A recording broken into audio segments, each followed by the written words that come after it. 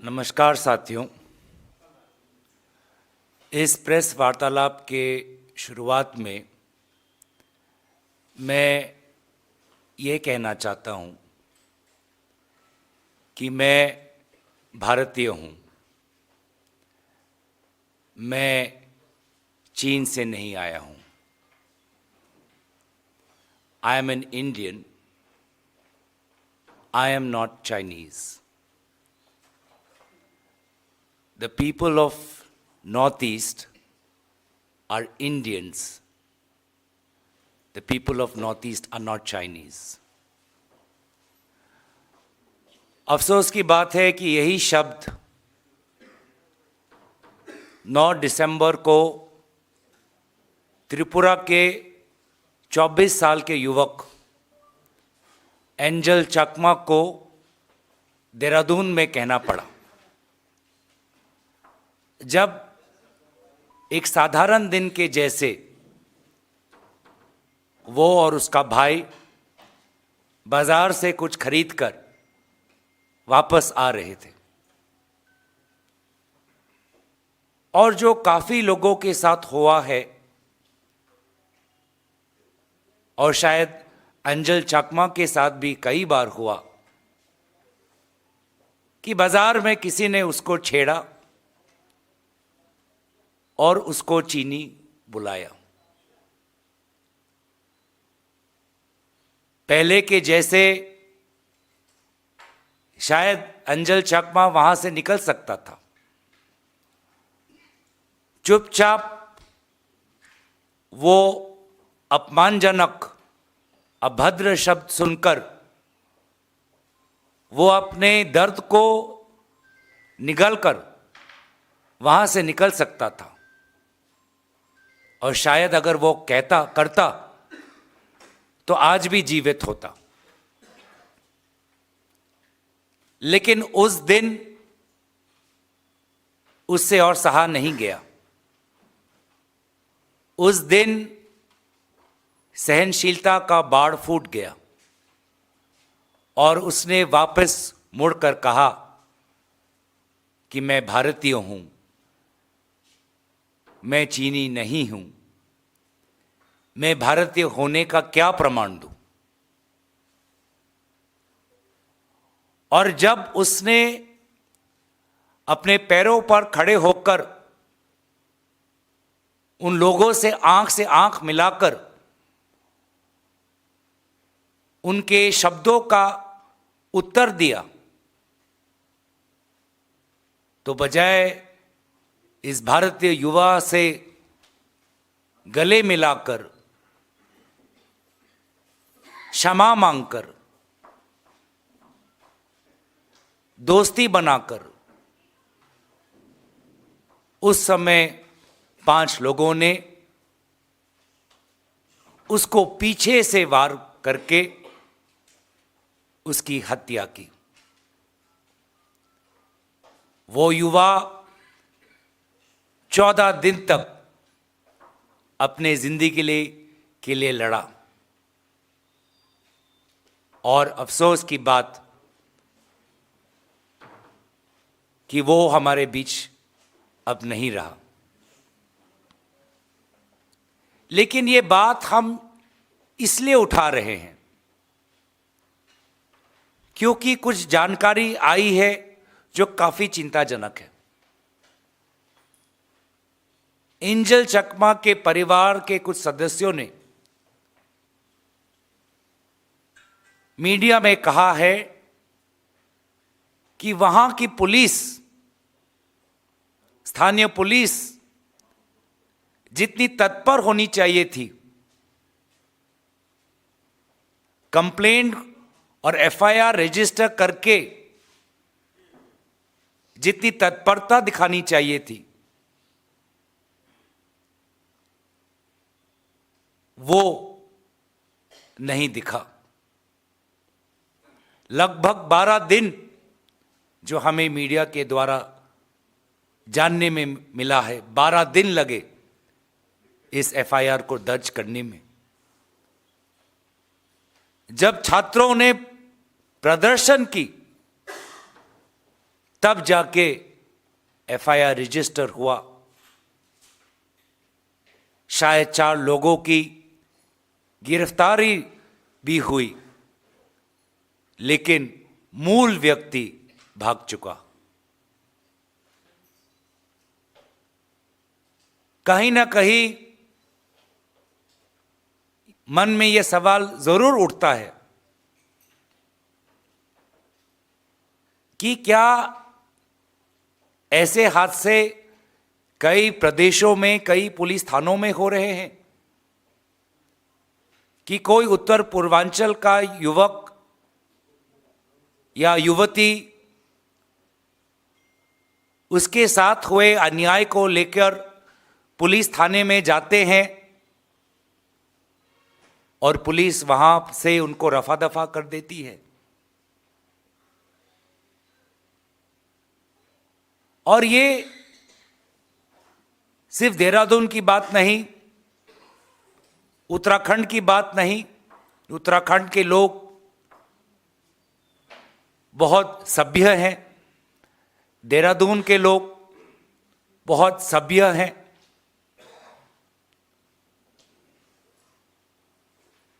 लेकिन अब हमने असम के अंदर, उत्तर पूर्वांचल के अंदर,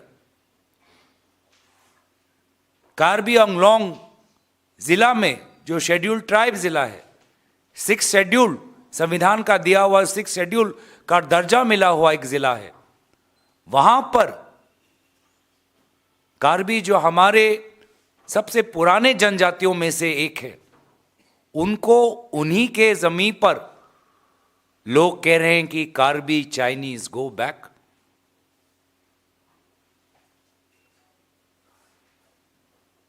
तो कहीं ना कहीं मंथन की जरूरत है और समाज में ये जो इग्नोरेंस है, समाज में ये जो अपने से कोई परे हो, कोई अलग हो, उसके प्रति अमानवीय व्यवहार करने का जो ये रुतबा है, इसको कैसे बदला जाए, इसको लेकर सरकार को सोचने की जरूरत है।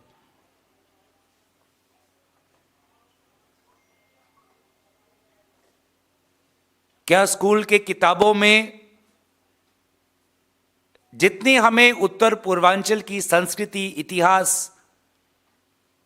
समझनी चाहिए, उनके साहित्यों को पढ़ना चाहिए,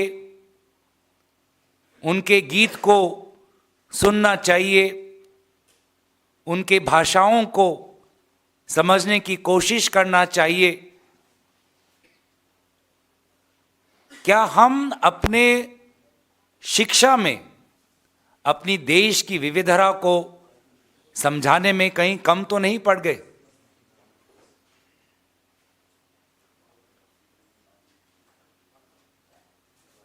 उत्तर पूर्वांचल के लोग शिक्षा के लिए देश के हर कोने में जाते हैं और शिक्षा के लिए ही अंजल चाकमा उत्तराखंड गया। शिक्षा तो मिली, लेकिन जान भी गंवानी पड़ी।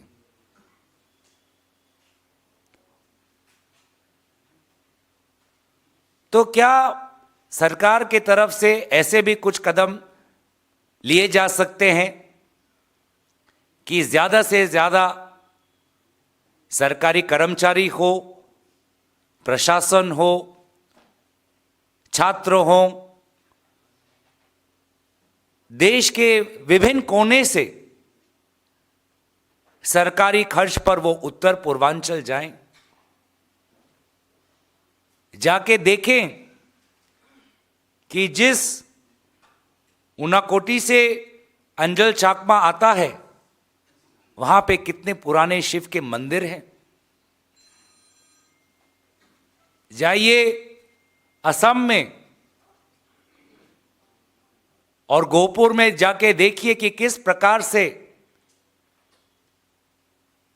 एक युवती कनकलता बोरवा ने स्वाधीनता संग्राम में भारत छोड़ो आंदोलन के समय भारत के झंडे को लहराते हुए जब ब्रिटिश ने उस पर आक्रमण किया तो उसने हंसते हंसते अपने जीवन का बलिदान दिया। तो ये कहीं हमें समझना चाहिए कि हम और विशेष रूप से आज की सरकार ये जो वन इंडिया की बात करती है, इस वन इंडिया में जो कितनी विविधताएं हैं उसकी बात नहीं करती। इस वन इंडिया में कितने स्टेट्स हैं, कितने लैंग्वेजेस हैं, चेहरे कितने अलग अलग हैं, उसकी बात नहीं करती। और शायद इससे जब लोगों को कोई नया चेहरा दिखता है तो अपने सगे भारतीय नागरिक होने का उनको उनके मन में शंका होती है। तो हम ये अपेक्षा करेंगे कि अंजल चकमा के मामले में जल्द से जल्द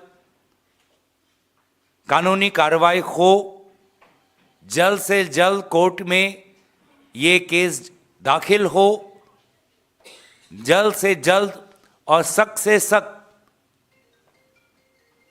सजा उन लोगों को मिले और पूरे देश में ये जानकारी फैले कि कैसे इन लोगों को कोर्ट के द्वारा जल्द से और पूरी पुख्ता जांच के साथ इनको कानूनी दंड दिया गया। और वो एक व्यक्ति जो आज भी फरार है, हम अपेक्षा करेंगे कि इसको जल्द से जल्द पकड़ा जाए। और क्यों एफआईआर दर्ज करने के लिए देरी हुई, समाज को पुलिस पर दबाव बनाना पड़ा, इसको लेकर भी पुलिस की एक इंक्वायरी हो। आज बहुत दुख के साथ मैं अपने बातों को रख रहा हूं और इन्हीं शब्दों के साथ मैं अपना स्टेटमेंट यहां पे समाप्त करता हूं।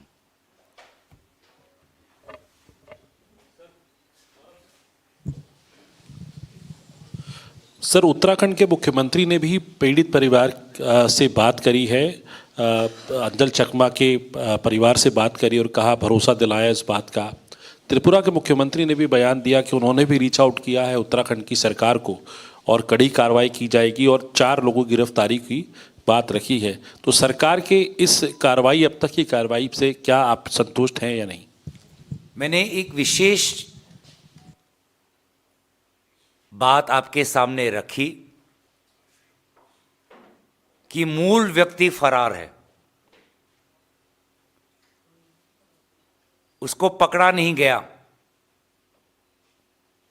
ये आप सरकार की सफलता या सरकार की विफलता समझेंगे। मैंने आपके सामने ये बात रखी कि एफआईआर दर्ज करने में 12 दिन लगे, जब दबाव बना तब जाके कार्रवाई शुरू हुई। ये आप त्रिपुरा या उत्तराखंड की सरकार की सफलता मानेंगे या विफलता मानेंगे, ये मैं आप पे छोड़ता हूं। सर, मेरे 2 सवाल हैं। पहला सवाल यही कि 14 दिन लग गए एफआईआर दर्ज करने में, क्या आपको लगता है कि पुलिस जो है वो बचाने का प्रयास कर रही थी, इतने दिन क्यों लगे? और दूसरा सवाल सर इस मुद्दे से हटके है, आज गृह मंत्री अमित शाह जो है वो असम में थे, उन्होंने कहा कि घुसपैठिए को असम से बाहर निकालेंगे। दोनों पे आपके रिएक्शन? देखिए, हम इसलिए क्यों देरी हुई, इसके पीछे कारण जानने के लिए ही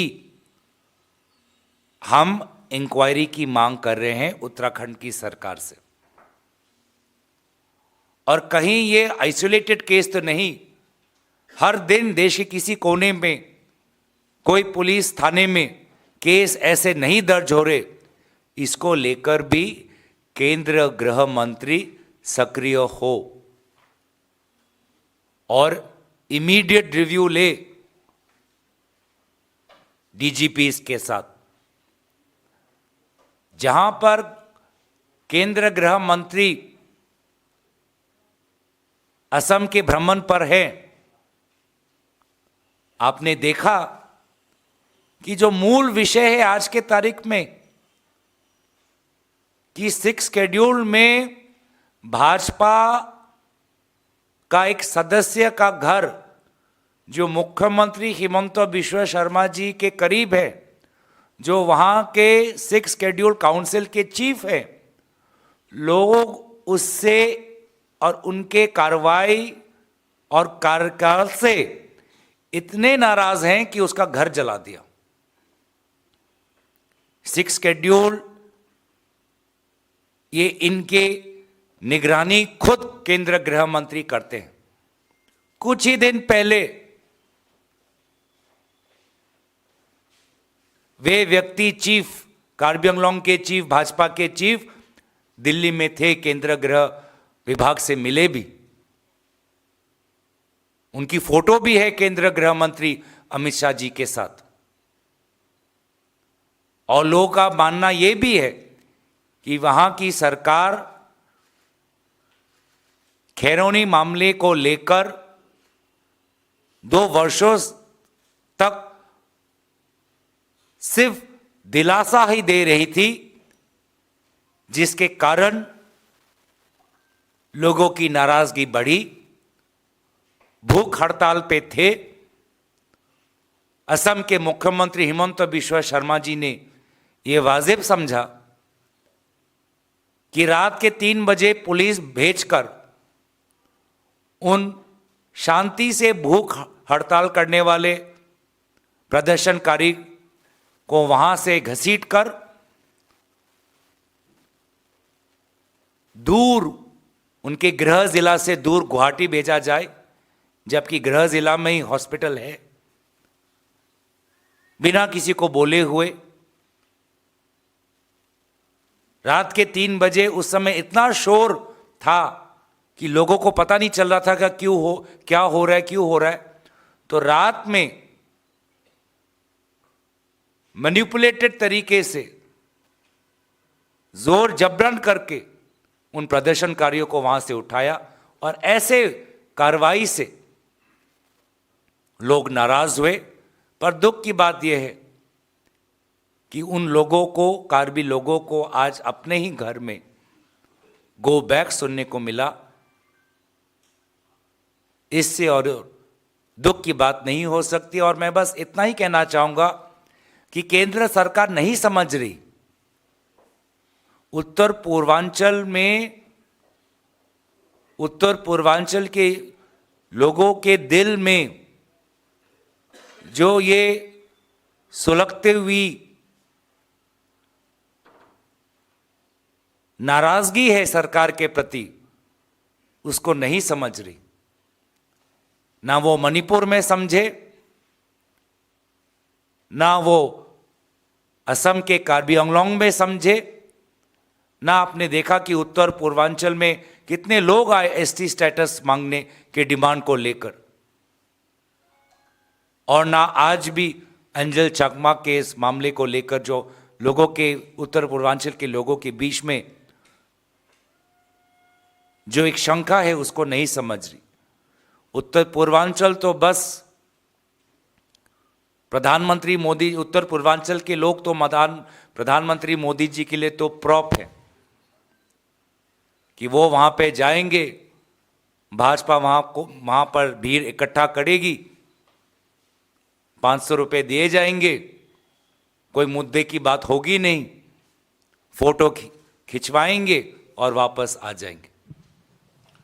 कुछ दिन पहले प्रधानमंत्री मोदी जी मणिपुर गए थे, कितना असफल उनका वो भ्रमण था। मणिपुर के युवाओं से पूछिए, 2 वर्ष तक उन्हें भूला गया।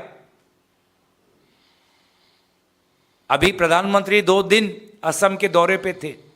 आपने खुद देखा कि असम में लाखों की तादाद पर के लोग निकल आए। स्वर्गीय जो हमारे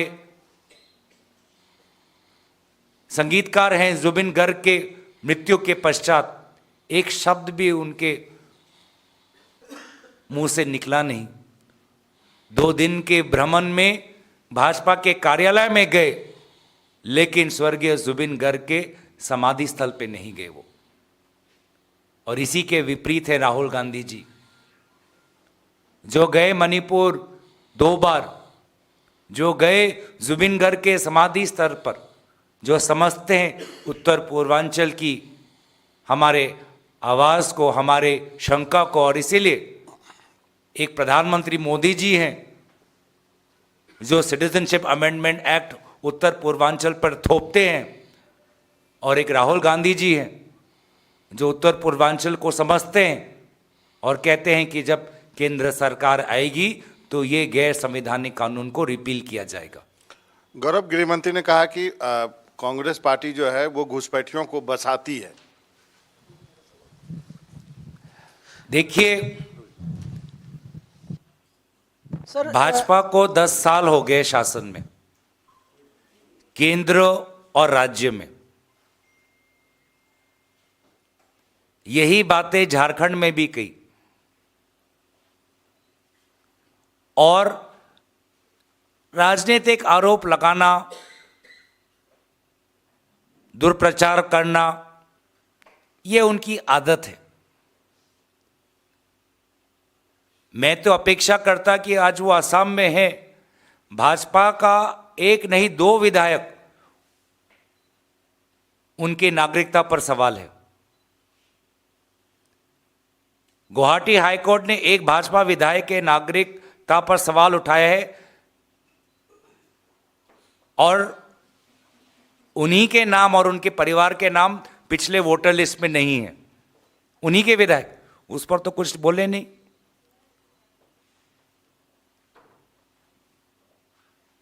तो जो विधायक जो बाराक वैली में भाजपा के हैं,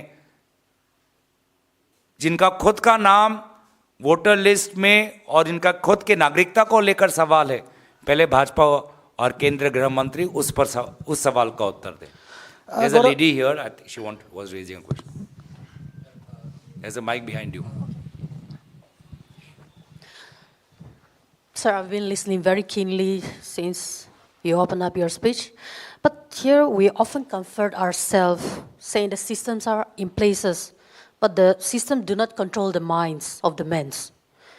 And the question before us is very uncomfortable. Do we keep forgiving a rotten mindset until more innocent lives are lost? So keeping this political ideologies aside, will we, the Northeastern, demand for a statutory at national level ministry where it could be a collective to look after the vulnerability of the Northeastern? What is your stand, keeping aside your political ideology, sir? Today, our Prime Minister and the entire machinery supporting the Prime Minister is only focused on changing the mindset of India from one that celebrates its diversity to one that focuses only on one identity. And therefore, I cannot hold myself back that when the Prime Minister himself says act east, then why is his state government in Uttarakhand not ordering an inquiry into why there was a delay in registering an FIR in the case of Angel Chakma? Ashtalakshmi, Act East, most number of visits by the Prime Minister. I think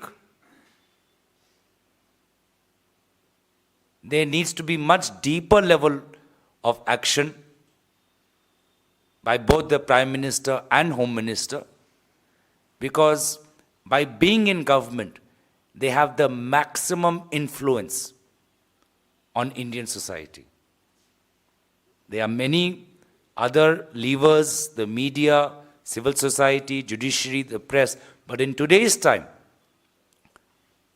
the government of India, the Union Government of India, holds a disproportionate influence over the minds of India, and therefore they themselves have to take the responsibility to bring about this change in mindset.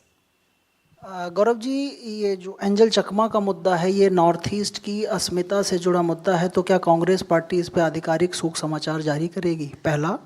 और दूसरा, गृह मंत्री आज north east के दौरे पर थे, तो उन्होंने एक सभा में कहा कि कांग्रेस पार्टी ने घुसपैठियों के वोट को ही अपना वोट बैंक मान लिया है। देखिए, ये मैं दोनों सवाल, इस दोनों का उत्तर मैं दे चुका हूँ।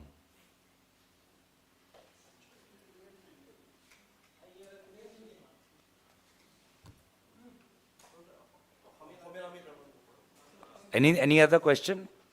मैं बस इतना ही आप लोगों को जानकारी में देना चाहता हूं कि मेरे साथ भी ऐसा हुआ,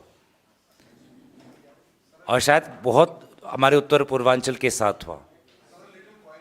जब हम एक बार आगरा गए तो गार्ड ने हमसे पूछा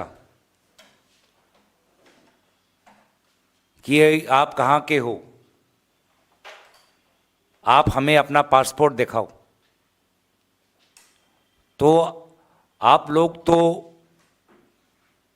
आपने ये कभी महसूस नहीं किया होगा कि खुद के ही देश में खुद का ही भाई आपसे आपका पासपोर्ट मांग रहा है।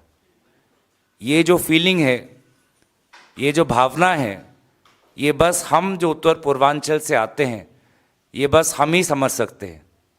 इसमें कितना गम है, कितना दर्द है, और कितनी ताकत चाहिए कि इसके पश्चात भी भारत माता की जय, जय हिंद और देश का झंडा अलग अलग मंच पे हम गर्व से लहराते हैं। ये हमारी देशभक्ति और हमारी सहनशीलता और हमारे ताकत का प्रमाण है।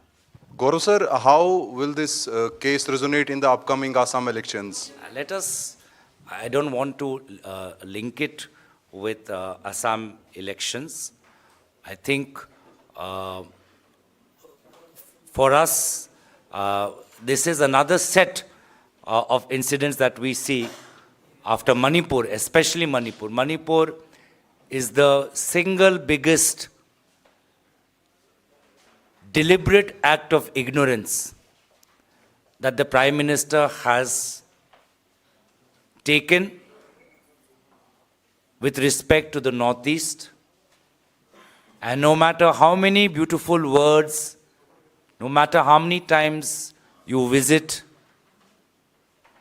the fact that whenever the Northeast is burning or is in grief, whether in the case of Manipur or during the passing away, the funeral to Zubin Garg, Prime Minister is always absent.